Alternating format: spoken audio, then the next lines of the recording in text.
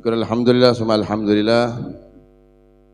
Kembali Allah Subhanahu wa taala berikan kita semangat bertemu kembali dalam kajian ilmu Risalatul Jami'ah. Mudah-mudahan insyaallah duduknya kita di sini mendapatkan nadrah dari Allah dan Nabi Muhammad sallallahu alaihi wasallam. Amin Allahumma. Melanjut pembahasan kemarin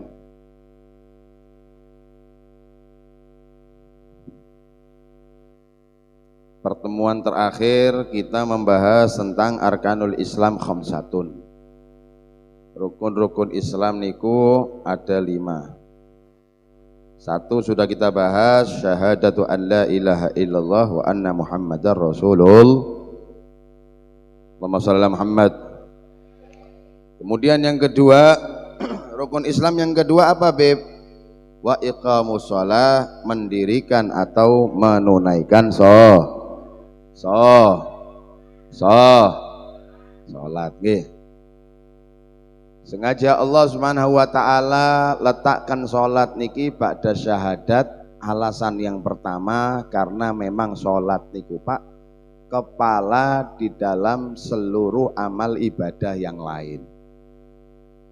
Percuma jenengan haji, percuma jenengan umroh, jenengan sodako, jenengan poso, tapi kalau kepalanya ndak ada, terputus ibadahnya kepada Allah. Kepala ibadah niku nopo, Beb? Salat.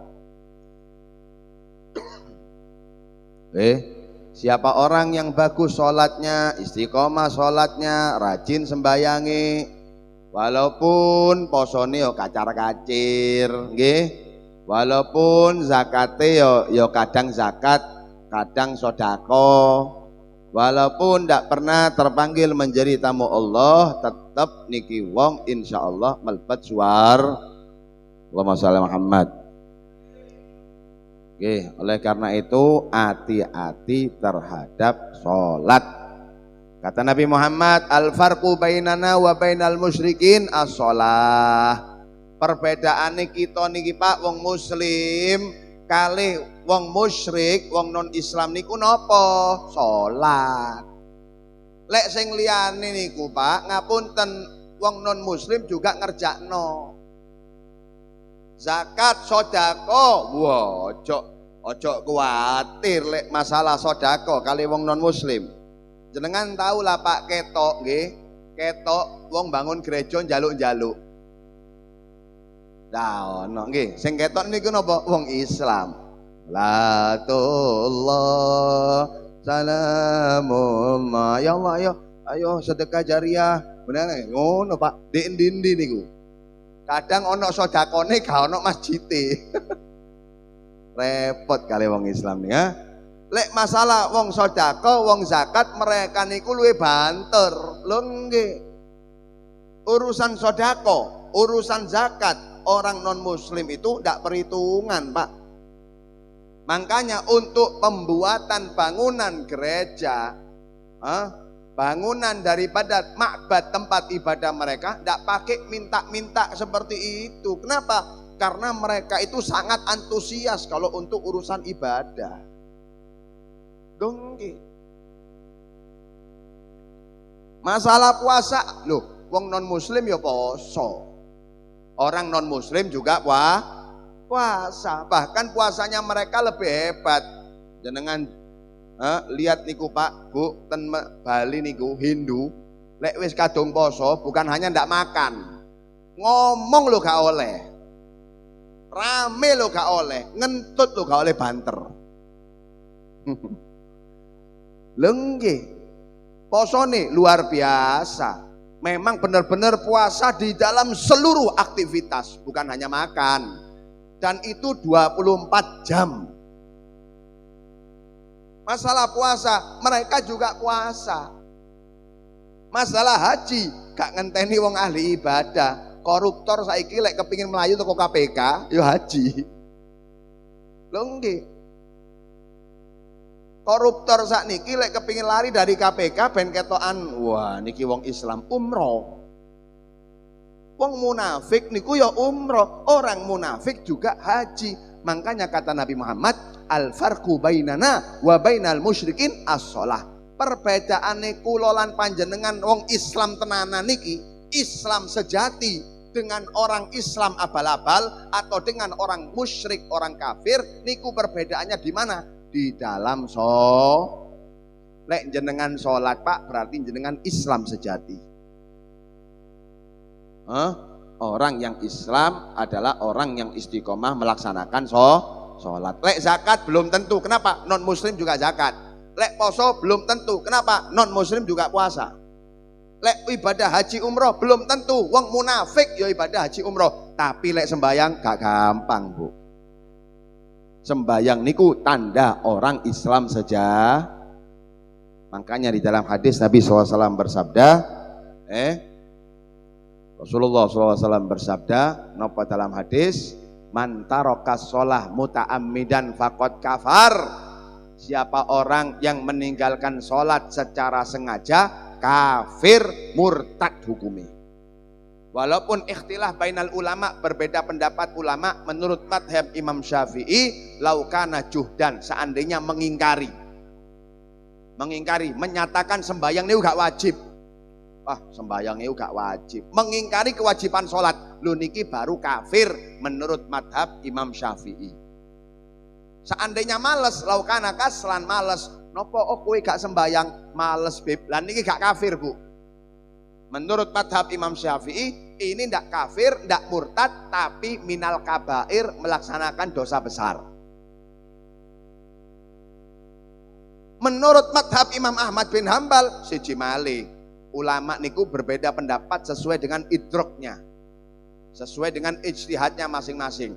Lek menurut madhab Imam Ahmad bin Hambal, Bu, meninggalkan sholat sengaja, males ataupun mengingkari tetap kafir. Menurut madhab Imam Ahmad bin Hambal, opo gak sembayang kon? Pokok lek wis wong Islam gak sembayang, melewati daripada keluar waktunya, kalau yang bisa dijamak melewati daripada waktu yang bisa dijamak, kemudian diminta tobat, tak gelem tobat, langsung murtad, kafir, keluar dari agama Allah.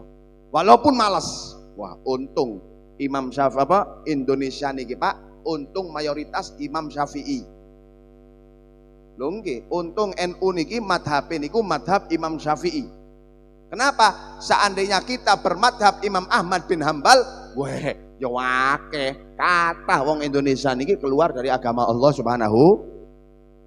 Sampai ten kitab niku Pak, nggih. Di kitab itu seandainya ada pasangan suami istri, salah satunya ndak sholat, entah istrinya ndak sholat atau suaminya ndak sholat. Ini bukan menurut madhab Syafi'i ya. Kalau menurut madhab Syafi'i dosa besar.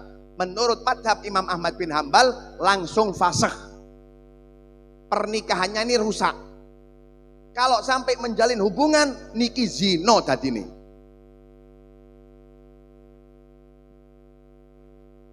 Pisahnya suami istri itu Pak karena dua hal.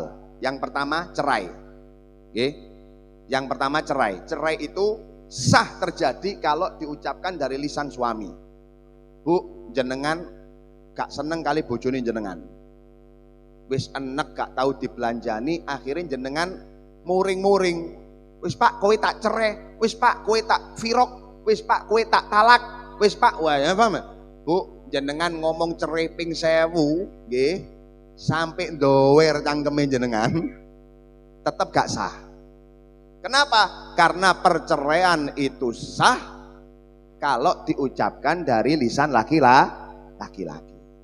Tapi lek wis wong lanang ngucapno kali bojone cerai, firok, talak, niki langsung putus hubungannya walaupun guyonan. Kulo guyonan, Beb. Gak ono guyonan, Pak, urusan cerai niki. Kulo emosi, Beb, khilaf. Gak kroso, Beb, sedang kalap. Gak ono kalap-kalapan lek urusan cerai. Makanya hati-hati terhadap perkara cerai. Kalau sudah terucap sengaja gak sengaja, guyon gak guyon, emosi gak emosi, terkontrol gak terkontrol, tetap jatuhnya cerai. Makanya hati-hati, nggih. Hati-hati. Ojo sampai mudah-mudah mengucapkan daripada kalimat tersebut. Itu yang pertama, bisa rusak rumah tangga kalau yang laki mengucapkan cerai. Yang kedua, bisa rusak rumah tangga kapan Beb? Ketika fasakh. Jalur fasakh. Fasakh niku boleh hakim yang memfasakh merusak atau fasakh dengan sendirinya. Contoh hakim yang merusak, gambarannya nopo? Bang Toyib tak pulang-pulang. Bu, bojone jenengan Bang Toyib. Ono Bang Toyib ten mriki. Yang mana Bang Toyib? Mana namanya Bang Toyib? Kak teko. Oh, untung. Oke, Bang Toyib tidak pulang-pulang. Jenengan tidak dikasih nafako, tidak dikasih nafako dohir batin. Tidak ada yang menjaga. 3 tahun Beb saya punya suami tidak pulang-pulang. Ya nopo Beb? Maka jenengan Bu boleh lapor ke hakim, lapor ke pengadilan, minta kepada hakim untuk memfasakh, merusak daripada tali pernikahannya. Tapi dengan jalur syar'i. Oke, dengan jalur syar'i. Jalur syar'i niku sesuai hukum syariat. Alasannya itu tidak harus saenake jenengan. Tidak oleh saenake jenengan. Beb, kula punya suami ternyata tompelen. Nah, tompelen itu duduk udur syariat Bu, nggih. Tidak bisa. Tidak bisa. Beb, saya punya suami tambah gemuk, saya mau cerai, saya minta hakim fasakh, tidak bisa. Yang boleh itu ketika jenengan tidak dikasih nafkah, dohir batin 3 hari ke atas, tidak dikasih suknah tempat tinggal, nah itu boleh sampean minta fasakh. Hakim, tapi hakim menasehati, sabar. Hakim kisahnya itu kalau bisa dipertahankan. Tapi kalau memang jenengan nuntut, baru hakim ngomong. Saya tentukan, pernikahan antara Painem dengan Paijo, the end, selesai. Mari wis. Kalau sudah hakim mengucapkan seperti itu, maka dengan kemampuannya sebagai pemimpin daerah tersebut langsung bisa memutus atau merusak tali pernikahan antara keduanya. Atau bisa juga fasakh dengan sendirinya, bukan dari hakim, fasakh dengan sendirinya. Kapan Beb? Ketika salah satunya murtad. Jenengan punya suami moro-moro mlebu nak gereja haleluyaan. Atau istri jenengan nyembah tong sancong. Ketika salah satu daripada suami istri ini melaksanakan sesuatu yang dapat menyebabkan keluar dari agama Allah, entah dengan lisan mengatakan Allah punya anak kah, mengatakan Allah itu ndak ada segala macam, atau murtadnya dengan perbuatan. Lisannya ndak ngomong tapi perbuatannya sujud kepada patung. Dan ini kenapa? Langsung secara hukum syariat ini kedua suami istri tadi putus hubungan istrinya. Jadi bojone jenengan bukan bojone jenengan lagi sudah. Kenapa? Karena salah satunya sudah keluar dari agama Allah. Karena orang muslim niku Pak dilarang menikahi orang non muslim. Oke, makanya ojo dimeloi artis-artis niki. Menyatakan semua agama sama, yang penting saling cinta. Tidak masalah Beb, orang Islam menikah dengan orang Katolik, orang Protestan menikah dengan orang Hindu, tidak boleh. Dilarang. Orang Muslim harus menikahnya terhadap muslimah. Kalau ada orang Muslim menikahi daripada orang non Muslim, maka ini pernikahannya tidak sah. Kalau terjadi hubungan namanya zina, naudzubillah min dzalik. Menurut madhab Imam Ahmad bin Hambal, kalau ada salah satu suami istri yang meninggalkan sholat, otomatis pernikahannya itu rusak, fasakh, tidak boleh kumpul lagi. Keras nih. Madhab Imam Ahmad bin Hambal sangat keras di dalam menghukumi orang-orang yang meninggalkan daripada perkara sholat. Makanya ayo dijogo sing tenanan sembayangi. Sak repot-repotin jenengan ojo sampai ninggalno sembayang. Summiya sholatu sholatan li annahu silah baina abdih wa rabbih. Diberi nama sholat niku secara bahasa Arab dengan sholat. Salat niku Pak, lek jenengan buka kamus bahasa Arab niku artine penghubung. Artinya penyambung. Berarti seseorang hamba tetap dikatakan menjalin hubungan dengan Allah selama mengerjakan Tapi lek seorang hamba niki wis ninggalno sembayange, berarti sudah memutus tali hubungannya dengan Allah Subhanahu wa taala. Makanya saelek-eleke jenengan, Beb, saya punya nafsu besar, Beb. Beb, saya preman, Beb, saya begal, Beb, saya ojo ninggalno salat. Sak bejat-bejate kula lan jenengan selama sholat insya Allah masih ada harapan baik. Kenapa? Karena masih menjalin hubungan dengan Allah Subhanahu. Pun lek masalah sembayang pun kathah sing jelasno. Tak perlu diperpanjang. Lanjut. Kita membahas daripada rukun Islam yang ketiga. Rukun Islam yang ketiga setelah sholat nopo Bib? Wa ita'uz zakah, membayar atau menunaikan zakat. Apa saja Bib yang harus dizakati? Nanti kita bahas. Karena zakat itu Pak intinya ada dua, ada zakat badan, ada zakat harta. Zakat badan itu berarti badan kita zakati, kita bersihkan. Kapan Bib? Malam daripada Idul Fitri, zakat beras. Nah, itu jenenge zakat badan. Hampir mayoritas orang lek zaman sakniki ndak lepas daripada zakat fitrah. Kenapa? Karena zakat fitrah itu diwajibkan bagi orang yang memiliki kelebihan untuk makan sehari-hari dalam waktu tempo 1 hari.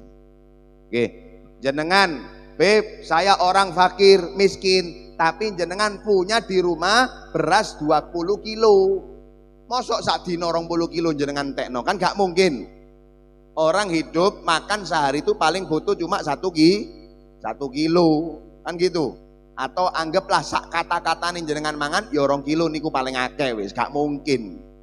Kalau jenengan punya 20 kilo, walaupun ndak punya uang, walaupun ndak punya harta, kehidupannya serba kekurangan, tapi karena mempunyai makanan yang lebih daripada sehari semalam, niku sudah pun wajib zakat. Lek zakat fitrah niki hampir semua insya Allah terkena kewajiban zakat tersebut. Lek zakat badan ini apa Beb? Apa zakat mal? Zakat mal niki nopo? Zakat mal niki barang dagangan, nakden, emas dan perak. Lek sakniki duit jenengan punya uang 100 juta nganggur setahun, lah niku wajib zakat. Barang dagangan niku wonten zakate. Ternak niku sing wajib cuma sapi, kemudian kambing sama unta. Bebek gak wajib, ayam Beb gak wajib, nyambe apa maneh? Gak ono zakat nyambe niku. Habis gitu yang wajib berikutnya pertanian. Pertanian itu yang wajib makanan sehari-hari, makanan pokok. Jenengan nandur padi, lah niku wonten zakate. Ada zakatnya itu. Lek nandur bawang, bawang bukan makanan sehari-hari, maka bawang ndak wajib zakat. Oke, jagung dilihat, lek jagung ten Madura termasuk makanan pokok. Berarti jagung di Madura niku wajib zakat. Kenapa? Karena makanan pokok sehari-hari daerah tersebut. Lek ten mriki jagung bukan makanan pokok, ya berarti gak wajib zakat. Itu namanya pertanian. Lombok Beb gak wajib zakat, tapi bendino dimakan, itu bukan kebutuhan pokok. Lombok niku sambel niku cuma nopo yo, hiasan daripada makanan, pelengkap daripada yang wajib dizakati itu makanan pokoknya, beras, gandum, jagung. Nah niku wajib zakat. Perkebunan ya wajib zakat, tapi perkebunan sing wajib niki cuma anggur sama kurma. Selain anggur sama kurma gak wajib zakat. Beb, saya punya perkebunan apel, gak wajib zakat. Beb, saya punya perkebunan duren, gak wajib zakat. Alhasil itu nanti kita terangkan secara detail, nanti ada di bab zakat. Apa Beb hikmahnya? Kenapa Beb kok kita ini diwajibkan zakat? supaya kita ini Pak Bu gak cinta dunya. Memang Allah sudah tetapkan wa yuhibbunal mala hubban jamma. Menungso niki cinta kepada harta dengan cinta yang luar biasa. Makanya timbullah yang namanya cinta dunia. Lah untuk menghilangkan cinta dunia niku nopo Beb? Dengan melaksanakan hal kebalikannya. Jenengan cinta dunia, untuk menghilangkan cinta dunia, kebalikannya jenengan kerjakno. Oh berarti buat dunia. Buat dunia niku dengan zakat atau sedekah. Ngerti nggih? Cara menghilangkan sifat buruk itu dengan melaksanakan kebalikannya. Beb, yok nopo cara ngilangno sifat sombong? Yo tawadu, rendah diri, rendah hati. Yok nopo carane? Nyapu masjid, ngosek tempat wudu. Lah niku ngilangno sombong. Al Habib Ali Al Jufri, santri emasnya Habib Umar bin Hafid, niku bar ceramah, selesai ceramah, niku ngambil ketika beliau ini didengar oleh ribuan orang. Memang ulama kaliber sudah. Habib Ali Jufri, siapa tidak kenal dengan Habib Ali Jufri? Ulama kaliber, yang mendengarkan itu bukan ratusan, sudah ribuan bahkan ratusan ribu. Untuk menghilangkan sifat sombongnya, karena beliau ini sudah tenar, terkenal, dikejar sama masyarakat. Setiap beliau keluar tangannya itu direbut, sampai dicium-cium apa segala macam. Untuk menghilangkan sifat bangga diri, ujub dan sombong tadi, nopo ngosek WC Pak. Jadi ngapek sikat WC niku digosek. Sampai santri ini podo bingung, lho napa iki? Ulama besar, alim, alama, ratusan ribu umatnya ngosek. Ketika ditanya, Beb kenapa jenengan kok ngosek Beb? Agar supaya hilang rasa ujub, bangga diri dan kibir di dalam hatiku. Untuk menghilangkan itu semuanya, laksanakan daripada kebalikannya. Jenengan pelit, ya napa supaya carane ben ilang pelit, ya dermawan. Mau ndak mau ngasih, berat, ya memang berat. Sampai gak semua orang imaman bisa ngosek WC Pak. Gak usah ngenteni imaman, sing biasa wae kadang males loh. Kayak apa Beb ngisi-ngisi ini ngosek WC. Kan gitu, otomatis berat. Apalagi yang sudah terkenal. Semakin berat, maka begitu pula semakin pelit kita, maka harus kita mengobatinya dengan dermawan. Ben gak cinta dunya. Cinta dunya niku penyakit Pak. Nabi SAW bersabda, ad-dunya mal'unah, mal'unun ma fiha. Dunya niki dilaknat seluruhnya oleh Allah Subhanahu wa taala. Semua dunia ini dilaknat dan seluruh isi dunia niki dilaknat. Ad-dunya mal'unah wa mal'unun ma fiha. Dunia niki dilaknat kali Gusti Allah dan semua isinya dilaknat oleh Allah Subhanahu wa taala. Illa dzikrullah. Kecuali dunia yang menyebabkan kita ingat kepada Allah. Riwayat yang lain, illa ma'ana ala taqwallah, kecuali dunia yang membantu kita untuk takwa kepada Allah. Dan ini gak dilaknat. Contoh, jenengan beli mobil. Kalau beli mobil ini tujuannya untuk membantu takwa kepada Allah, maka itu bukan cinta dunia Pak. Dunia itu tidak dilaknat. Dunia itu dilaknat kalau cuma untuk syahwat, kalau cuma untuk nafsu, kalau cuma untuk bangga-banggaan, sombong-sombongan, lah niki baru dilaknat. Tapi kalau dunia nih jenengan niku sebagai wasilah untuk meraih akhirat dan ridho Allah, niki dunia gak dilaknat oleh Gusti Allah Subhanahu wa taala. Pakai contoh jenengan. Orang dulu niku Pak, lek kepengin ibadah haji niku nggawe unta. Nggih, kan mboten enten pesawat ndak ada. Mobil ndak ada, sepeda motor ndak ada. Jadi orang dulu niku berangkat haji itu dengan onta. Lah onta ini dirawat, dibikinkan kandang, dikasih makan, dimandikan, dibersihkan dari kotoran, dijaga dari penyakit, dikasih obat, dijauhkan daripada mara bahaya. Tujuannya apa? Apakah cinta dunia? Enggak, tujuannya untuk mengajarkan, mengantar untuk ibadah. Aku ini ngerawat untuk gawe nanti saya simpan melaksanakan ibadah haji. Begitu pula kula lan jenengan niki, lek jenengan niki kerjane nggih supaya mendapatkan rezeki yang halal, supaya bisa berangkat haji umroh, supaya bisa zakat, supaya bisa sodako. Niku dunia jenengan gak dilaknat. Kenapa? Karena mengantarkan akhirat dan meraih ridha Allah. Terus sami kayak saya beli mobil. Saya beli mobil tujuannya apa? Ben gak masuk angin. Lha aku mrene sepedaan, yo mulene adem panas, Pak. Bibi gak zuhud, montore apik. Zuhud apa, kiai apa? Loh, ini bukan cinta dunia. Ini bentuk merawat diri, jenengan turu, makan enak, beli kendaraan. Itu supaya apa? Dakwanya lancar, ngono, Pak. Jadi ojo disuudoni. Wah, bibi ngosok ngomong tok tapi yo cinta dunia lo, suudon jenengan iki. Tak boleh. Cinta dunia itu, Pak, bukan dinilai dari kaya atau miskinnya. Makanya kata Sayyidina Hasan, orang itu dikatakan zuhud bukan ketika dia tidak punya harta, rumahnya reok bocor kabeh, mukanya kusem gondrong gak karu-karuan.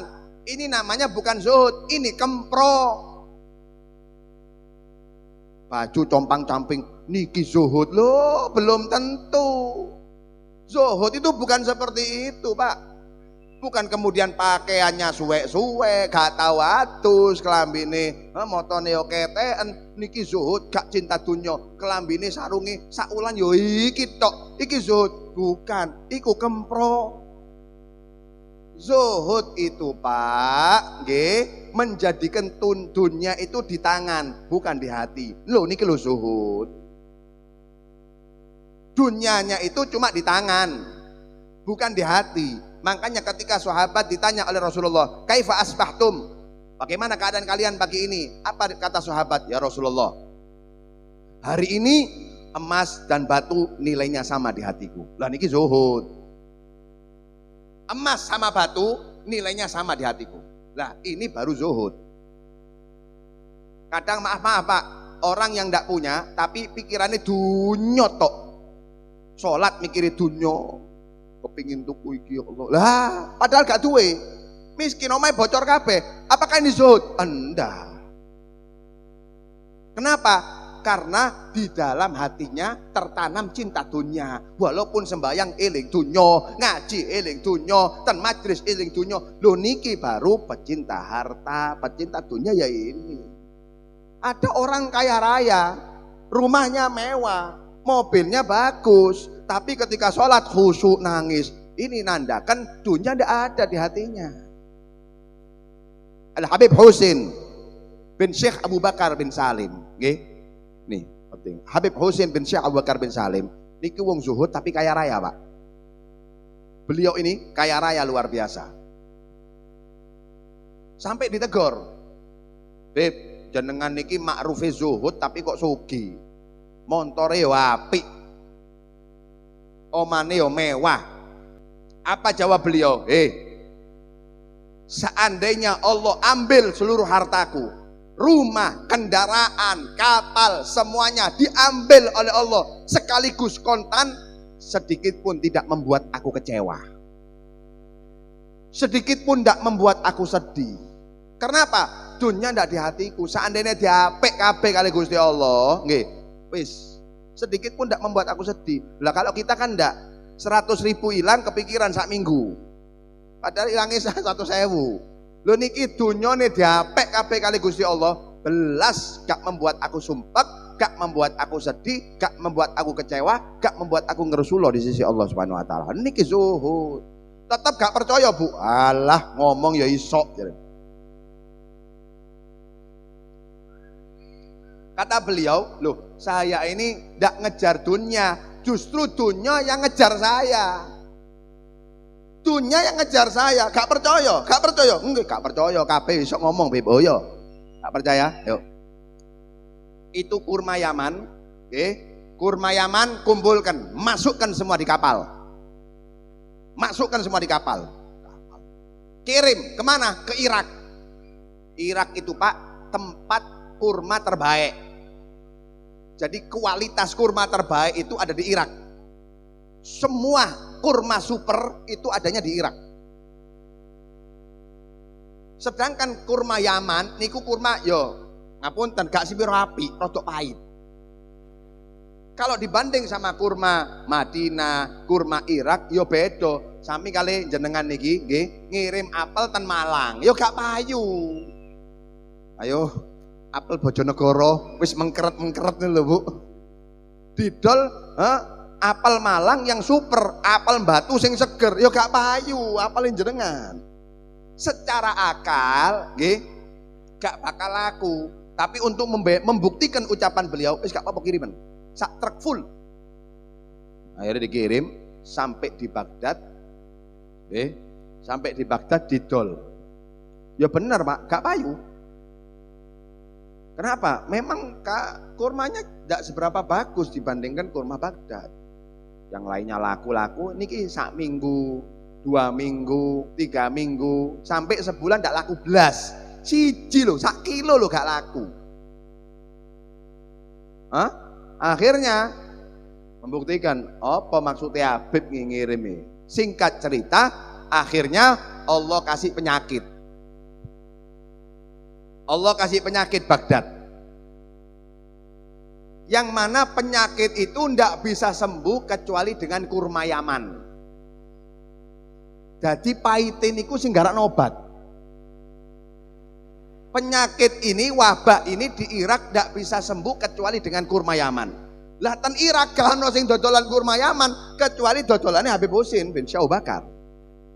Karena sedikit akhirnya mahal. Padha koyo masker ngene lho.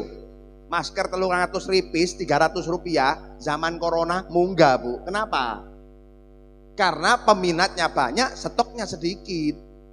Otomatis latan Baghdad itu tidak ada yang jual kurma Yaman kecuali lapaknya Habib Husin bin Syekh Abu Bakar bin Salim. Akhirnya 1 buah dibeli dijual dengan 1 emas podo timbangane.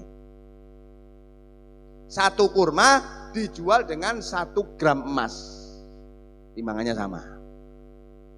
Bayangkan, beliau bawa sak kapal. Pulang bawa kurma sak kapal, kurma Yaman. Pulang beliau bawa emas sak kapal. Bingung warga Yaman. Ajib, emas sak kapal, duduk kaleng-kaleng niki. Sak kapal full emas, baru percaya bahwa memang beliau itu bukan mengejar dunia, tapi beliau orang yang dikejar oleh Memang benar Pak. Allah Subhanahu wa taala berfirman di dalam hadis qudsi. Allah niku berfirman, titip wasiat kepada dunia. Ya dunia, man khodamaki fastakhdimi. Siapa orang yang khidmat kepadamu, uripe golek dunya tok, melek dunya, sadurunge turu dunya mikir cicilan mene nagih mene. Wah, siapa orang yang pikirannya fokus sama dunia, fastakhdimi, perbudak dia. Allah wis wasiat kali dunya, lek ana wong uripe 24 jam golek kowe tok, perbudak. Lihatan Pak, orang yang tujuannya cuma dunya tok, mangan lu ambek kalkulator. Lho nggih, mangan niku pikirane utang. Salat pikirane utang. Sampai gak iso turu, ngombe sanek dhisik. Kenapa? Utang sing dipikiri. Diperbudak 24 jam. Tidak ada waktu buat anak, tidak ada waktu buat istri. Lho nggih, kacar-kacir urusane. Kenapa? Ngejar dunia. Akhirnya diperbudak sama dunia. Niki wis firmane Gusti Allah. Ya dunia, man khadamaki fastakhdimi. Siapa orang ya yang senantiasa khidmat kepadamu, mengerahkan seluruh waktunya untukmu, perbudak dia. Tapi sebaliknya, waman khodamani, siapa yang khidmat kepadaku, ibadah. Yo ngajari arek-arek Quran, ngajari arek-arek sembayang, yo bangun masjid, bangun musola. Siapa orang yang khidmat kepada Allah, fakhdimi, khidmat kepada orang tersebut. Dunyo sing dikongkon ngejar, Bu. Dunyo sing dikongkon khidmat kepada orang yang khidmat kepada Allah. Lho niki bukti ini. Memang ada orang niku Bu yang dikejar dunia niku ono. Loh iya. Sahabat Abdurrahman bin Auf. Siapa tidak tahu sahabat Abdurrahman bin Auf? Orang yang paling kaya di Mekah. Ketika hijrah ditinggal semua Bu. Yo toko nih, yo dagangan nih. Hijrah dari kota Mekah menuju kota Madinah tidak bawa apa-apa kecuali baju.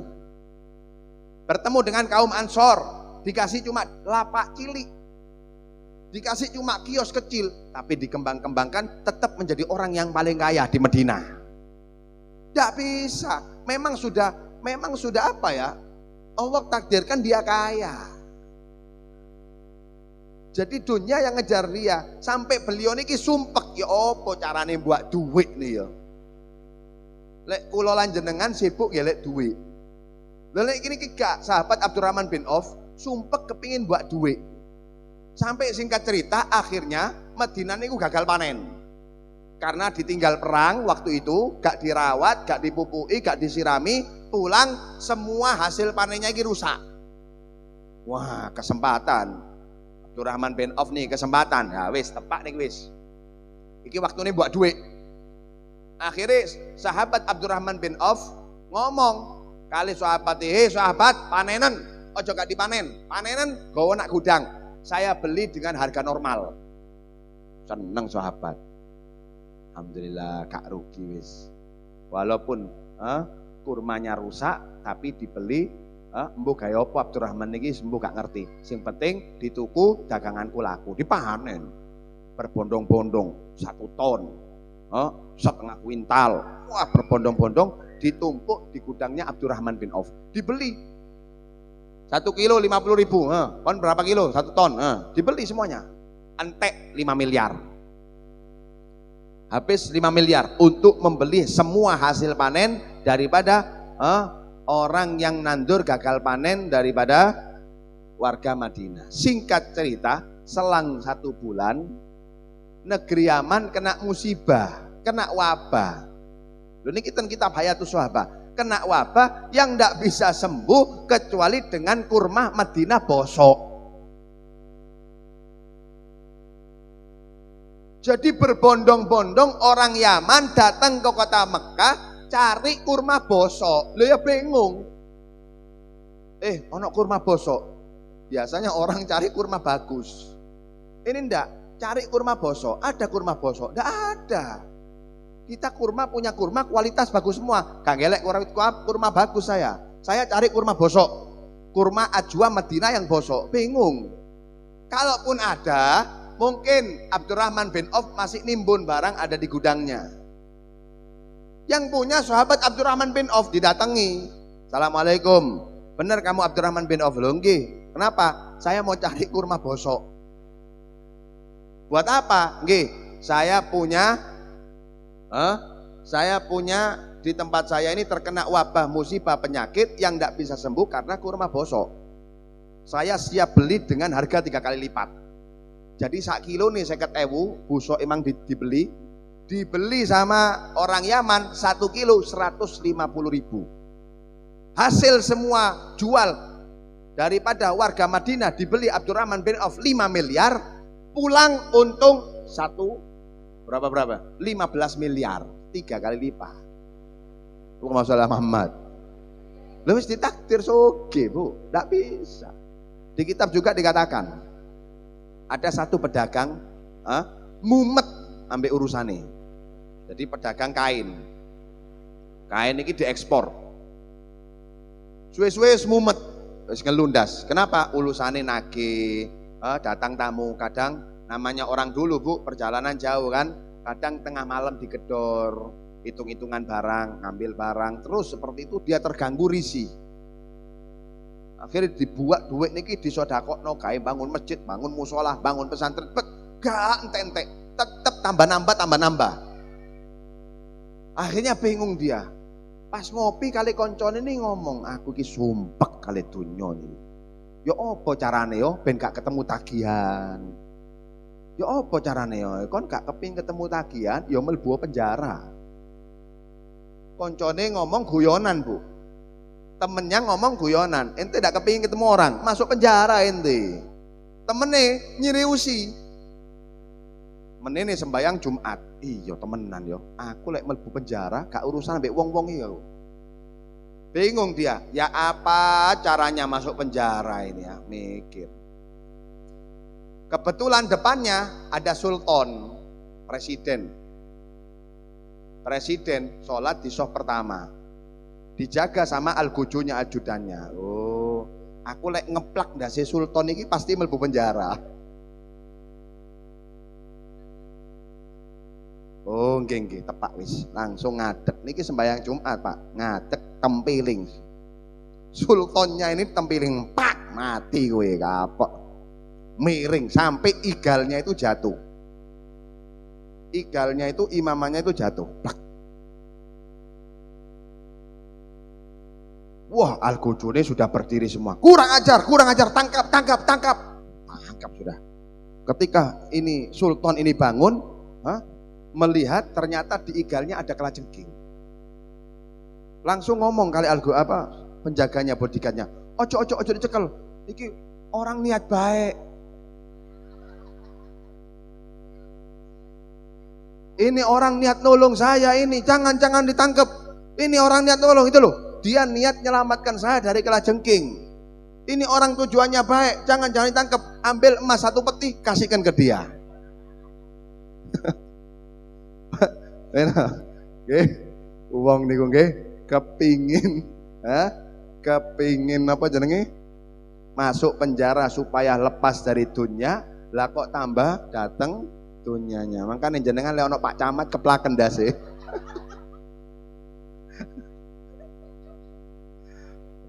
Bae dikek emas sampean. Allahumma sholli ala Muhammad. Alhasil memang intinya kekayaan itu sudah fadlun, anugerah dari Allah Subhanahu wa taala. Enggak bisa. Enggak bisa. Nah, makanya gimana? Itu tadi. Dunya niki ojo dikejar. Dunia ini seperti bayangan. Ngerti jenengan bayangan? Jenengan kejar bayangan, semakin kenceng jenengan, semakin cepat dia larinya. Tinggalan. Maksudnya ojo ditaruh di hati, jangan terlalu menfokuskan seluruh pikiran 24 jam untuk dunia. Tinggalan. Oh kada, ya wis. Yang penting isok mangan, isok turu, wis cukup. Nanti dunia yang ngejar jenengan. Bayangan niku ketika jenengan lari, jenengan lari, insya Allah bayangan atau dunia yang ngejar jenengan. Tapi yo ojo lari gak sembahyang. Ojo isbib kula gak tapi gak gelem sembahyang, gak gelem ibadah, gak gelem wirid, uripe nganggur, ngopi. Warung to. Apa jari Habib dunya gak usah dikejar lho. Sontoloyo. Tutuk ngono pemahamane. Khidmat kepada Allah, maka dunya akan khidmat kepada kita lah. Orang yang sudah ditakdir kaya, ditakdir mampu, wis berarti jenengan punya keunggulan untuk bisa nambah derajat daripada kekayaan tersebut. Pakai penutup. Ibrahim bin Adham niku wong sugih. Ibrahim bin Adham itu orang kaya. Orang kaya, saudagar dia. Suatu saat beliau niki duduk termenung. Senengannya beliau ini berburu. Duduk termenung, ketika duduk beliau ini melihat gagak sing sayape patah. Ndak iso miber. Ndak bisa terbang. Bingung Ibrahim bin Adham iki apa mangane ya gagak iki. Tapi Allah sudah menjamin Wa ma min dabbatin fil ardi illa 'alallahi rizquha. Tidaklah seluruh makhluk di bumi ini kecuali sudah ditanggung rezekinya oleh Allah Subhanahu wa taala. Cuma aku iki heran, ya opo mangane gagak ini? Tidak jadi berburu, beliau duduk. Ditunggu, wis. Aku kepingin ngerti bagaimana Allah mengantarkan rezeki kepada gagak yang patah sayapnya. Kalau memang rezekinya tetap datang, wis gaya apa aku kerja? Kalau sudah Allah menjamin dengan benar-benar gitu. Singkat cerita, dapat 1 jam, subhanallah, ada gagak datang bawa cacing. Gagak sehat terbang datang bawa cacing. Ngepek, dimasukkan cacingnya ke mulutnya gagak yang patah tadi. Kaget Ibrahim bin Adham. Subhanallah. Janji Allah di dalam Al-Quran. Bayangkan, orang yang hidupnya di rumah ibarat di kandang, diantar rezekinya oleh Allah Subhanahu wa taala. Walaupun dia cacat patah, tetap diantar. Janji Allah Maha benar. Wis, tak tutup tokoku, gak kati kerja-kerjaan. Elektroniku tak tutup. Allahumma shalli ala Muhammad. Gak kerja-kerjaan, tutup. Akhirnya 1 bulan ditutup, terdengar ulama di daerah tersebut Imam Syibli. Dipanggil Ibrahim bin Adham. Ibrahim ta'ala, ana dengar ente ndak mau kerja lagi. Ana dengar kamu ndak mau kerja lagi, kamu tutup semua daganganmu. Iya, kenapa? Karena saya melihat ada gagak sayapnya patah, tetap dijamin rezekinya oleh Allah. Diantar rezekinya, ada gagak datang bawa cacing dikasih. Lah buat apa saya capek-capek 24 jam kerja kalau sudah Allah menjamin rezeki saya? Dinasehati sama Imam Syibli, ya Ibrahim, tidak semua orang itu jalur hidupnya seperti kamu. Ono wong sing banting tulang 24 jam yo gak sugi-sugi. Ada orang yang kerja sedikit ya alhamdulillah lancar. Tidak semua orang ini bejone seperti kamu. Loh, kalau kamu ditakdir bisa menjadi orang sing lancar rezekine, kenapa kamu menjadi orang yang seperti gagak tidak punya sayap tadi, sayapnya patah? Kenapa kamu bersyukur dengan keadaan seperti itu? Sebenarnya kamu menjadi gagak yang sehat, yang bisa ngasih makanan kepada gagak-gagak yang sakit ini. Ini lebih mulia derajatnya di sisi Allah Subhanahu wa taala daripada kamu bersyukur dengan derajat gagak yang hanya membutuhkan pertolongan orang. Jangan. Tetap buka usaha kamu, tapi dari hasil usaha tersebut gunakan untuk menolong daripada orang-orang yang membutuhkan, maka kelak kamu akan mendapatkan nilai lebih di sisi Allah Subhanahu wa taala. Oleh karena itu Allah wajibkan kita zakat. Hikmahnya apa? Supaya penyakit cinta-cinta dunia niki Bu hilang daripada hati kita. Gak gampang Bu, nggih. Gak gampang. Makanya Allah Subhanahu wa taala berfirman, wajahiduna bi amwalikum wa anfusikum. Berjihadlah di jalan Allah yang pertama dengan harta kamu, baru dengan diri kamu. Kenapa? Karena ibadah dengan harta itu sulit. Sampean sembayang gampang, sampean ngaji gampang, wirid gampang, zikir gampang, sedekah angel. Loh, justru orang sedekah ini mendapatkan kemuliaan lebih di sisi Allah. Jenengan sholat Pak, manfaatnya nggak jenengan dewe. Jenengan wirid puter tasbih Bu, manfaatnya buat sampean sendiri. Jenengan haji umroh manfaatnya buat jenengan sendiri, tapi jenengan sedekah manfaatnya untuk jenengan juga untuk orang yang mendapatkan sedekah, manfaat kepada orang lain. Sedangkan Nabi bersabda, sebaik-baik di antara kita manusia adalah yang bisa memberikan manfaat kepada sesama. Yang punya ilmu, berikan manfaat dengan ilmunya. Yang punya tenaga, berikan manfaat dengan tenaganya. Yang punya harta, berikan manfaat dengan hartanya. Itu semuanya untuk meraih ridha Allah Subhanahu wa taala. Mangkane bedane wong kaya cinta dunia sama gak cinta dunia itu apa, Beb? Orang kaya yang gak cinta dunia, mereka itu bekerja bukan cuma untuk menumpuk harta, tapi untuk beramal. Ini orang kaya tidak cinta dunia. Bukan untuk mewah-mewahan, bukan untuk sekedar memuaskan nafsunya, tapi untuk beramal. Kerja kaya tapi untuk umroh, kaya untuk bangun masjid, kaya bangun pesantren. Ini orang yang kaya yang tujuannya mengumpulkan harta untuk menambah derajatnya di sisi Allah Subhanahu wa taala. Karena itu mudah-mudahan insyaallah Allah Subhanahu wa taala berikan kepada kita semuanya rezeki yang halalan thayyibah, rezeki yang barokah. Allah lancarkan segala aktivitas kita. Mudah-mudahan insyaallah Allah lancarkan segala rezeki kita, dan mudah-mudahan insyaallah Allah jadikan kita termasuk orang-orang yang hartanya hanya di badan kita tapi tidak masuk di dalam hati kita. Amin Allahumma amin ya rabbal alamin. Al-Fatihah. Bismillahirrahmanirrahim. Alhamdulillahirabbil alamin arrahmanirrahim maliki yaumiddin. Iyyaka na'budu wa iyyaka nasta'in ihdinas siratal mustaqim siratal ladzina an'amta 'alaihim ghairil maghdubi 'alaihim waladdallin.